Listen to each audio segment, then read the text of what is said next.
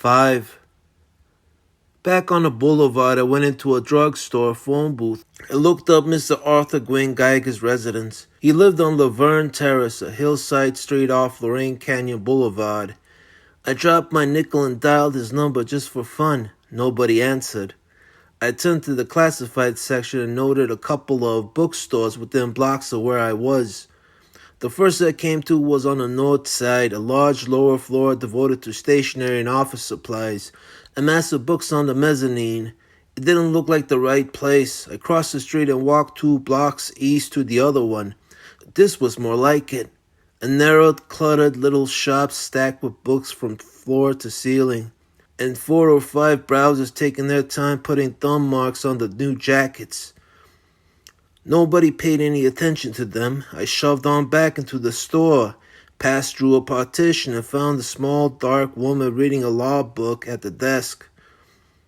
I flipped my wallet open on her desk and let her look at the buzzer pinned to the flap. She looked at it, took her glasses off, and leaned back in a chair. I put the wallet away.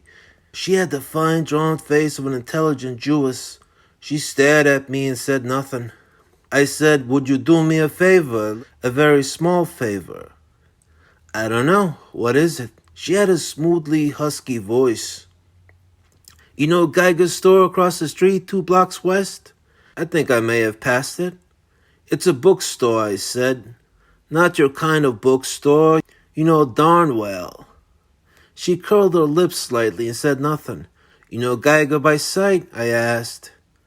"I'm sorry, I don't know Mr. Geiger." "Then you couldn't tell me what he looks like." Her lip curled some more. "Why should I?" "No reason at all. If you don't want to, I can't make you." She looked out through the partition door and leaned back again. "That was a sheriff's star, wasn't it?" "Honorary deputy. Doesn't mean a thing. It's worth a dime cigar." "I see." She reached for a pack of cigarettes and shook one loose and reached for it with her lips. I held a match for her. She thanked me, leaned back again, and regarded me through smoke. She said carefully, "You wish to know what he looks like and you don't want to interview him." "He's not there," I said. "I presume he will be. After all, it's his store." "I don't want to interview him just yet," I said. She looked out through the open doorway again. I said, "Know anything about rare books? You could try me." "Would you have a Ben-Hur 1860, 3rd edition, the one with the duplicate line on page 116? She pushed her yellow law book to one side and reached a fat volume up on the desk, leafed it through, found her page and studied it. "Nobody would," she said without looking up. "There isn't one." "Right. What in the world are you driving at?" The girl in the Geiger store didn't know that. She looked up. "I see. You interest me, rather vaguely." "I'm a private dick on a case. Perhaps I asked too much. Didn't seem much to me somehow." She blew a soft gray smoke ring and poked her finger through. It came to a piece in frail wisps. She spoke smoothly and differently. "In his early 40s, I should judge. Medium height, fattish. Would weigh about 160 pounds, fat face, Charlie Chan mustache, thick, soft neck, soft all over, well dressed, goes without a hat, affects a knowledge of antiques and hasn't any. Oh yes, his left eye is glass." "You'd make a good cop," I said. She put the reference book back on the open shelf at the end of her desk and opened the law book in front of her again. "I hope not," she said. She put her glasses on. I thanked her and left. The rain had started.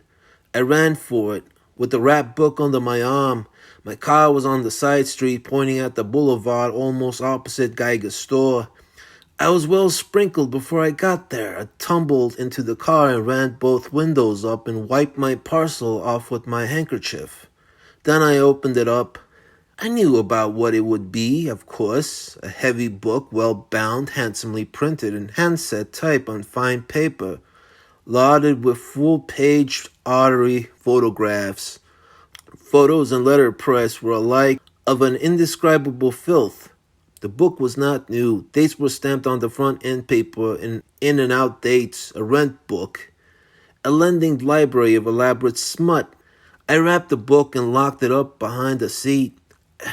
A racket like that, out in the open on the boulevard, seemed to mean plenty of protection. I sat there and poisoned myself with the cigarette smoke and listened to the rain and thought about it.